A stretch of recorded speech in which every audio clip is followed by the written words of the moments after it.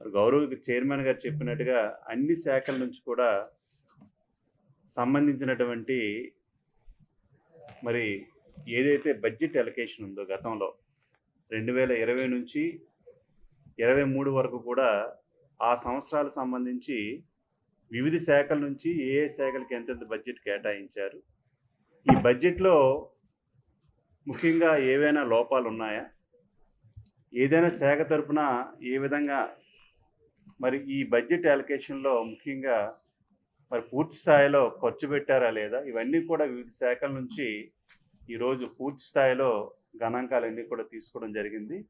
అలాగే జిల్లాకు సంబంధించి ఏదైనా శాఖల నుంచి ముఖ్యంగా బడ్జెట్ అలొకేషన్లో రానున్న రోజుల్లో మరి అగ్రికల్చర్ కావచ్చు, అలాగే హార్టికల్చర్ కావచ్చు, ఇండస్ట్రీస్ కావచ్చు, అన్ని శాఖల నుంచి కూడా మా కమిటీ తరపున జిల్లాకి మరి కావాల్సినటువంటి ఏమైనా సరే మా కమిటీ తరపున సిఫార్సులు చేయడానికి కొన్ని అధికారులందరూ కూడా తెలియజేశారు.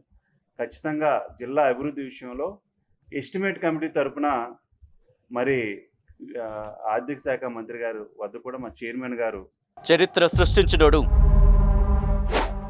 ఇప్పుడు ఆ చరిత్రని తిరగరాయబోతున్నాడు. అబద్ధాల గోడల్ని బద్దలు కొట్టి నిజాలను రాగా మీ ముందుంచబోతున్నాడు. నిజమైన వార్తల కోసం వెంటనే డౌన్లోడ్ చేసుకోండి రా యాప్ని.